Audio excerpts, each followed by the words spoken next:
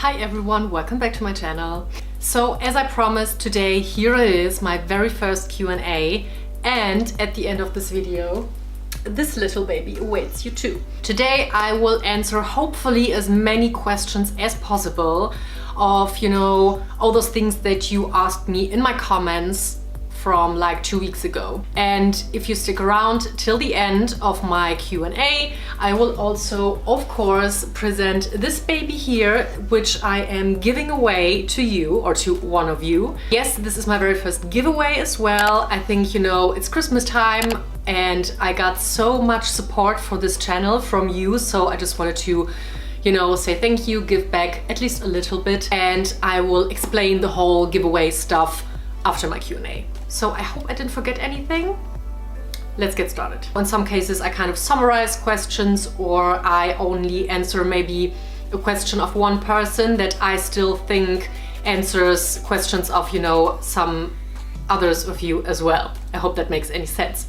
Also, I would like to structure my Q&A, being the German again. I want to structure my Q&A a little bit into like the career, working in fashion part, and then the whole fashion, shopping, sustainability, designers, saving money, etc, etc, etc in like the second part. So let's start with the career part. So I do have my trusty little laptop here, so I can read your questions, and of course I will also insert them somewhere, around there, so that you can actually also read them. I'd love to hear more about your job and how you got to where you are in your career. I work in marketing and I would love to know some of your insights in the business. Maybe first of all, I should tell you a little bit more where I actually am in my career. I already explained that very briefly in one of my styling videos in my 5 workwear outfits. I will link it down below if you're interested in that. I am in a leadership position, I work in fashion, I work in the digital field, and I would say that my expertise lies mainly in the creative field, but also a little bit in the strategic field as well.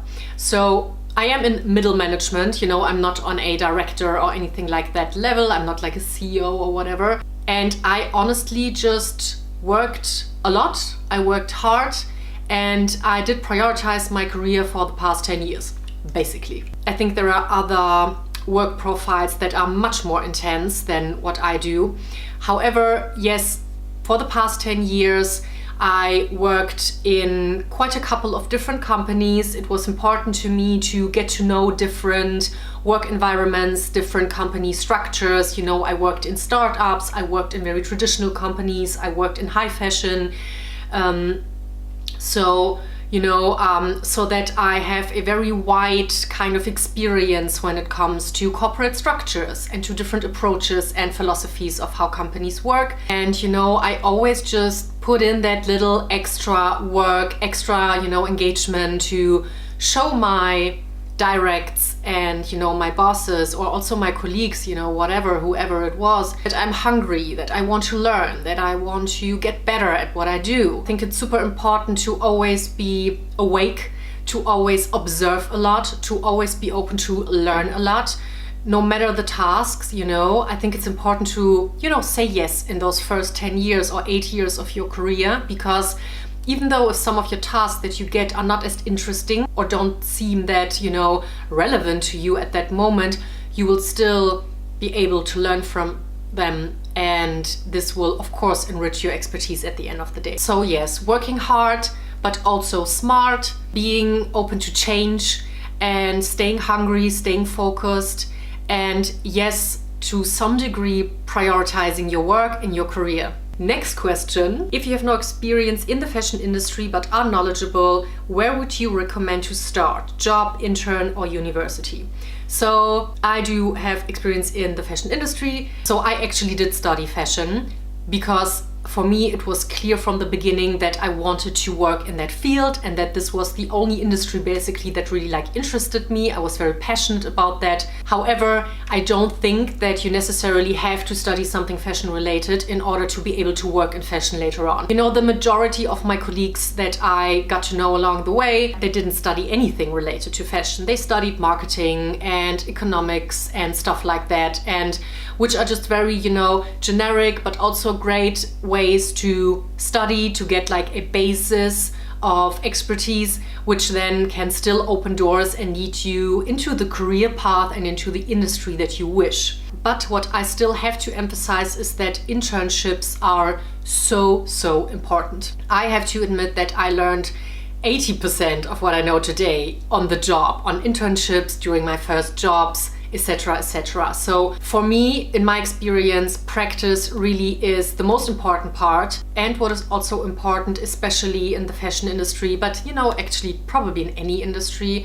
networking, getting to know the right people, and always make sure you make a good impression. Next question. In the fashion industry, people are becoming younger and younger. Do you think it's too late to make your mark at 27? I mean, yes, I work with many young people. I'm 34 now, and in the most companies that I've worked in, the people around me were quite young, around 27, mid-20s or like early 30s. Even though I would consider my own career path being quite dynamic and fast-paced, I still don't think that, you know, making, you know, a mark or, you know, ticking off a specific goal or, you know, career stage or anything like that at 27 is like too old.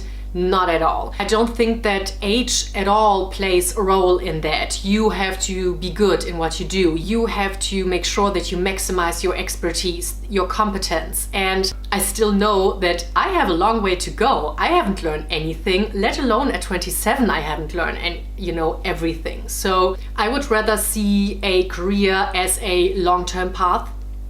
You never stop learning. You never stop getting better, or at least you shouldn't stop, because otherwise you will fail to recognize opportunities, options, and you will also fail to grow with time. So don't stress out about age whatsoever. Working in the industry and understating the strategies and marketing hype that designer brands go about to justify their exorbitant prices, does it ever make you turned off by the consumerism, or because you're surrounded by it in your daily life, do you eventually get sucked into the hype sometimes too? Well, yes and yes. As much as I love fashion, it really is a true passion of mine, I've been also growing more and more skeptical and critical when it comes to the fashion industry. Of course, there are often times that I grow tired of the consumerism, and since I am someone who is personally passionate about all those products, of course, like the whole impulses that I get constantly, you know, they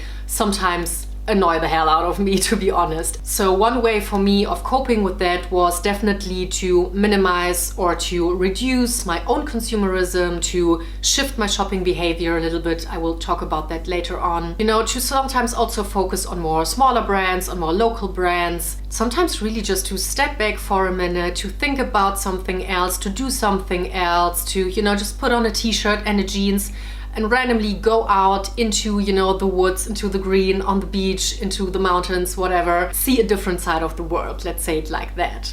So that really helps me when I am tired of like the whole consumeristic approach or like character or nature of the industry that I work in. And yes, sometimes I can't help myself and I get sucked into hypes too. I mean, it used to happen more often when I was younger and I shopped a lot of fast fashion. It does happen less and less since I shifted my approach to shopping and consumerism. However, of course, it still happens from time to time.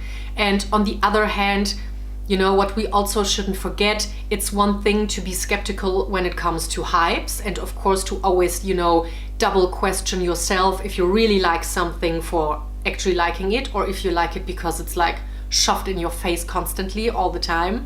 But, you know, even if something is hyped and you actually grow to love it and realize or recognize that you actually really like this specific item, then at the end of the day, being hyped or not shouldn't really play a role. And then we have a question about my second hobby / mini job, which is YouTube. So we have a couple of questions here regarding that. So what's your camera setup? I really have a very basic setup. The only thing that I really invested in was like a decent camera. I have a Canon EOS 200D, which also is not the fanciest thing out there, but for me it was like a good point to start at, and it still provides totally decent quality.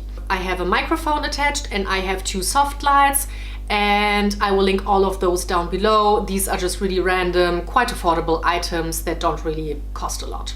what would your 2019 say to yourself about starting your channel this time last year? So yeah, you observed well. My channel is exactly 1 year old this November. What I would say to myself, like from 1 year ago, I would tell her, don't be afraid to be yourself in front of the camera, which is still a process that I'm growing into, because believe it or not, it's super weird to put yourself out there into the internet and show your true colors, your true character, your flaws. You know, we are all not perfect, obviously, and that's really, you know, quite the stage to get on. In my first videos, I literally scripted all of my sentences because I just didn't want to end up talking crap, you know. English is not my native language, so often I have a little bit of... And also, what would you say to yourself when you first thought about becoming an actual YouTuber? Did you contemplate the decision for a long time? Oh my god, yes. You have no idea. My channel is 1 year old, but I dreamed of doing this for like 8 years, 6 years. You have to know that I am a OG YouTube watcher. I've been watching YouTube like 12 or 13 years ago when no one in Germany, you know, watched YouTube. Like YouTube was not a thing 12 or 10 years ago in Germany, like whatsoever. And I already discovered that back then and grew to be a total nerd, you know. I wanted to do this for ages, but I always was afraid. So what I would also tell myself 10 years ago or like 6 years ago or something, I would tell myself, do it now. The biggest thing that I regret is that I haven't started earlier. You know, I listened to people who disencouraged me. I myself was not brave enough to do it, and now that I finally do it, I couldn't be happier. It's the best thing. I love it. It's a hobby. It's a new passion of mine. I love to have the safe space here, but still put myself out there and be able to connect with you, to provide you guys with information, with inspiration, and whatever it may be. And also, don't think so much about what other people say, because I am very sure that there are a lot of people, you know, that I know directly or that I don't even know, that just see this, that think, oh my god, this is so cringy, what does she think, this is ridiculous. But if you spend your life thinking about that kind of stuff, what other people think of you, don't get anywhere. Let's move on to the more fashion-related topics, shall we? What would you say to someone who thinks fashion is simply frivolous and superficial? Consumerism is totally superficial and frivolous at some point. Fashion is part of our culture. Fashion is the mirror of our culture. It is an art form, and there are actually many, many ways where you can pretty much pinpoint to and see and recognize always similarities that, you know, certain trends happen and occur in fashion while certain things, movements or phenomenons are happening in our culture or in our politics. So fashion, it's not just, you know, a frivolous and superficial and consumeristic thing that just, you know, exists on its own, isolated from the actual world that we live in. It's very much part of it, and it's influenced by it, and that goes vice versa. Since you are in the fashion industry, do you think a lady needs luxurious and designer items to maintain a classy and elegant look? No. If there's something that, you know, my family or my mother in special taught me, is that you don't have to be rich, or you don't have to have designer items in order to look put together, elegant and classy. There are many, many amazing quality and very elegantly designed items out there that are not by a high-end designer brand. Of course, these items will be more expensive than, you know, something from H&M or Zara, yes. However, they will still also not be close to the prices that you pay at high-end designer brands. Yes, an item can be luxurious in its quality. This silk blouse to me is very luxurious because of the color and because of the amazing silk that it is made of. But this blouse is by theory, so it wasn't even that expensive for what it is. If you had to pick only one luxury and one mid-range designer to buy from for the rest of your life, what would you choose? Luxury, if I could choose, I would always go for the old Celine. I mean, I always also loved Dior. If you follow me on this channel on my Instagram, you will know that I'm a big fan of Dior. However, I think if it would have to be only one designer, it would be the old Celine. And mid-range, well, mid-range is quite hard because I love a lot of mid-range designers. I think I would go for Joseph. Joseph is a British brand. I said, I think in my recent video, that it's an American brand, which is wrong. It's a British brand, and they are just like one of those beautiful mid-range price designers or brands that I love, that are current, that are very modern and contemporary, but still their quality is on fleek. How do you afford your luxury items? Is there any strategy of saving money you have? I think I also already made a video about that, like last year. I will link it down below, so you will have more detailed information of that. But mainly what I do is, first of all, I think very long before I buy like 99% of my items. I very, very rarely have those, you know, impulse buys anymore. I am very, very strategic when it comes to research, put in thoughts into what I buy, thinking of, you know, does it fit into my wardrobe? How can I style it? How versatile is it? Functionality, quality, all those items, all those crosses I have to, you know, make, and like boxes I have to tick before I buy anything. And of course, I also do save up money. And what I also do is I sell. So I am a firm believer of, you know, circular fashion. And I also am not someone who likes to accumulate like that huge, extravagant walk-in closet that used to be a dream of mine, but I don't have that anymore.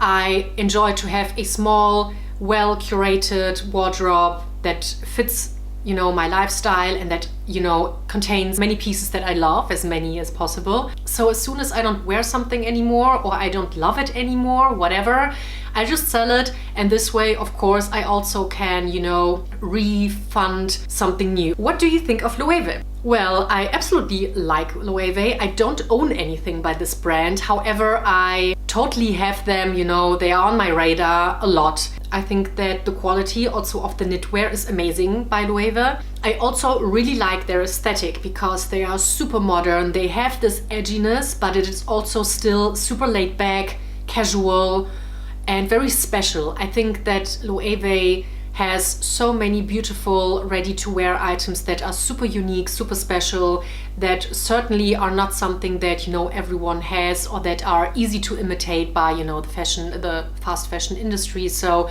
yes, I really appreciate them for their design approach, and I think that one day I will own a piece of Loewe myself as well. We also have a question from one of my German followers. I will read it in German and then I will read it in English, so you will hear me talk German today for the first time.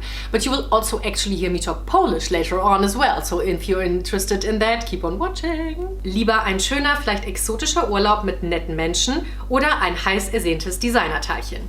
In English, that would be, would you rather go on a amazing exotic holiday with nice people, or would you rather buy a highly anticipated designer item? Well, of course, I would love to do both. I can't always do both like at the same time or within like the same, you know, time frame or anything like that. And yes, of course, most of the time I have to decide between them. I mean, you know by now how passionate I am about fashion, but I also love to travel. I love to, you know, see new things. I love to try food. I love to explore cities, local designers and cultures, all that kind of stuff. I also love nature, so both of these things really nurture me and they really give me back energy and passion and positivity. So yeah. If you were to choose only one bag from your existing ones, which one would it be? That's a hard question, even though I don't even own that many bags. Well, I think it would be my Celine trio. Wait a minute. Here we have it. I think that it would be this one because it is my most inexpensive bag, but it is also my most practical bag. It does fit a lot because of those 3 departments. You can wear it crossbody, but you can also wear it as a clutch. If you just like detach this little pouch here, or if you just wear it like that, honestly, I think you get away with it, you know, wearing it as a clutch as well. I also think that this is a bag that you can wear to any occasion. You can wear it in an elegant and classy and formal way, and you can also just wear it with jeans and a t-shirt. So yeah, It would be that one. How can I handle my friends and family that think quality fashion and luxury brands are ridiculous and they say so in a way that is actually insulting? My sister spends a lot on particular name brands or furniture while I prefer the look and quality, but might go for a lesser brand or pre-loved item. I'm fine for her choices, but she acts as if I am being poor steward for my money if I buy even a pre-loved luxury bag. Same with my best friend, but different in that she cannot afford nice things. So that definitely is a tricky one, I'm not gonna lie. I think that I have like kind of a similar experience, maybe not to that intense degree, but you know, I was made fun of a couple of family members when I used to study fashion. I didn't go for like a actual, you know, more serious, dependable kind of studies or like study orientation. And during my first years working in fashion, I was definitely someone who was not taken the most serious as well. So I think that it is not easy, but also something that I learned along the way is that you don't have to justify your choices, you know, to no one. What you do with your money, and especially if you actually manage your money well and are smart about your purchases, that is something that no one can take away from you, and that you don't have to justify. Just because someone doesn't understand or doesn't have like, you know, the right mindset or like is not open-minded enough to understand that or to appreciate that, it doesn't mean that this is your problem. It is not your problem. I know that it is annoying, but as I got older, I just learned that you just have to do you. You have to make yourself happy. And if you have someone around you who has a different opinion, that is okay. But if you have someone who drags you down because of their different opinion or because of the fact that they might not be able to have the same things as you or to achieve the same things as you know, these things don't have to always be at the materialistic level that you may think. You know, at the surface this might impact you or concern a materialistic level of, you know, designer handbags or whatever, but maybe the truth is that this person actually has, you know, some kinds of issues or projects other deeper issues onto you. We all don't choose our family, and some family members we will definitely never be able to change. I know that as well. But you can choose your friends. You know, I used to have a lot of friends that don't have anything to do with fashion, but we are still able to be friends, you know, because we appreciate each other as human beings on like a human level.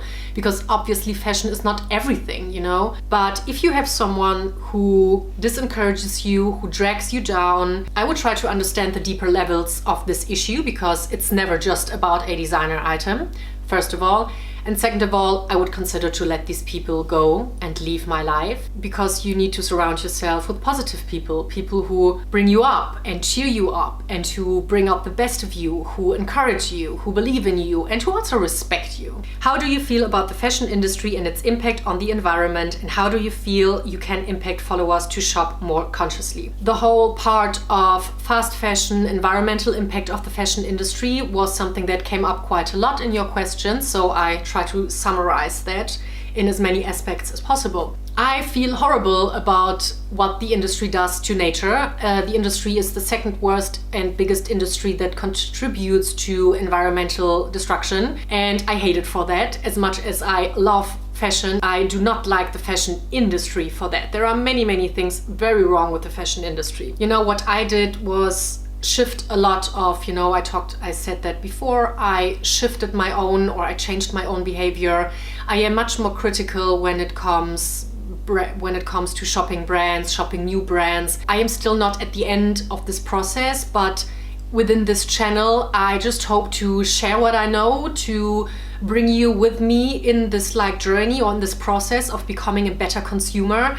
I just hope to, you know, convince my followers, or, you know, everyone who watches my videos, to just become more mindful. We all don't have to be perfect. I'm certainly not perfect. I'm not at the end of my journey of becoming a better consumer. I think that this is something, and this is like a message that I want to bring out there, to just, you know, be more skeptical, be more aware, and make active choices, and also become more conscious when deciding to support certain brands or companies or industries. Do you think that Instagram influencers are helping fashion brands on the long term or do the opposite? For example, I like the Bulgari Serpentine bag design, but after I saw it being given to all influencers around, decided to find some other brand bag that would make me feel more special. Well, I think that Instagram influencers or influencers in general are a great thing. But I also think that the industry of like influencers and the fashion industry in general and how they work together and the ways that they work, these things have to change. And I am also very, very sure that they will change. But I think that the next waves, the up and coming influencers, like, I don't know, I'm probably like the third or fourth generation of influencers, even though I am 34 years old. I think that we will change that. I think that, and that is also something that is super important to me, to have a narrative and to create a narrative that is relatable, that is real, that is honest and approachable, and that has an actual opinion. And this is something that is definitely missing right now. And that, of course, in the long term will not contribute and will not be helpful to brands, because this all just has like a certain lifespan. And I think that this lifespan will soon be over. And there will be like new orientations and new approaches that especially brands will have to make, and influencers as well. What is your opinion on people buying overpriced luxury handbags because of an item being sold out and therefore hard to get hold of? I don't judge anyone. If you have the funds and you don't care and you are obsessed with a handbag and you need to have it in your life and you know that you will cherish it for a long, long, long time, go ahead. I just personally don't think that it is a super smart decision. Of course, it always depends on the brand. But I would always rather wait for like a couple of months or even one season. This way you can also find out and, you know, really determine and make sure that you love this specific item, or like the handbag in this case. And then you can actually buy it either for the original price, you know, in the boutique or retail, or you can even find it pre-loved for maybe a better price. Oh, now we dive into like the Polish side of things. So I would love to ask if you still have family and friends in Poland that you visit sometimes. Yes, I was born in Poland. However, I left when I still was a baby, when I was 2 years old, with like my parents, my father and my mother, but my whole family stayed there. So I am from Gdańsk, and my family still lives there. Even though I only visit them like once or twice per year, I still feel very close to them because I spend all of my summer, winter and whatever, like Eastern holidays with them when I was a child. Do you have a favorite Polish city? So Gdańsk, Sopot, Gdynia, these are like kind of my heritage roots. So I also know these cities the best, and therefore these would be my favorite. I just have like this personal relationship to those cities. You know, I love the sea and the beach in Sopot. I love the Molo, but I also love like the Gdańsk old town. It's so beautiful. There's so much history in that city, like good as well as bad history, but it all contributes to just being significant. And yeah, I've been to Warsaw this spring as well, and I loved that too. It was my first time in Warsaw, and I loved the food there. Honestly, guys, when it comes to like a European city that has amazing restaurants and amazing food all across, you know, the different cultures, that's Warsaw. I loved it. You also asked if I have any Polish designers. Yes, I do have quite a couple of Polish designers that I very, very much like and that I am into. I don't own something from all of them, but I really love The Other Side. I actually have quite a couple of items from them. I think in Polish you would say moje, but I'm probably sure that they want you to spell it different. It's a company that only does silk. I only have a scrunchie by them, but I love it. They do very, very beautiful modern silk items, and I'm definitely planning on getting a little bit more. I also like Le Petit Trou, which is a Polish underwear or lingerie brand. They do beautiful stuff. I think you can even shop them at Net-a-Porter. I will link it down below. But I actually have a couple of their pieces, and it is the most beautiful but contemporary and young and special and sensual underwear or like lingerie you can own. I love that. So there are many, many more, but of course I also love Magda Butrym. I love her designs. I kind of feel like because I myself am Polish and I have like, you know, my own memories and like a specific connection to the culture. I like totally get her designs. I totally get where she gets her inspiration from, and I love her look. I love it. And do you speak Polish? Can you speak Polish? Yes, I can. However, my German as well as my English are better at this point because, you know, I basically grew up in Germany. My parents were very keen to make sure that I learn to talk German in perfection. So I technically, when it comes to the confidence and everything, you know, you could consider German actually being my mother tongue, even though I learned Polish first. Tak, umiem rozmawiać po polsku, ale ja mam akcent, ja mam jakiś dziwny niemiecki akcent, także mogę się dogadać i im dłużej ja jestem w Polsce, tym lepiej ja mogę rozmawiać po polsku. So, you mentioned sustainability in some of your videos, but I don't really see how buying so many high fashion items is sustainable. I realize that you buy less than many others, but still. Yes, sustainability is something that is becoming more and more important to me. Of course, I know that what I do or how I consume is not perfectly sustainable, and that I'm not like on a perfect level of like, you know, being sustainable. However, I want to emphasize on a couple of points. Because the change from shopping mostly or mainly fast fashion to what I do now or to how I shop now was actually quite the big change. It was such a huge impact and it really changed. And, you know, it may not seem like that. It may seem like, you know, I just changed or switched from shopping at one place to another. There were like many positive changes that came along with that may not be that visible. So first of all, I decreased the size of my wardrobe immensely. I don't have like a large wardrobe. I maybe have like a third of the amount of clothing that I used to own when I went to H&M and Zara every week.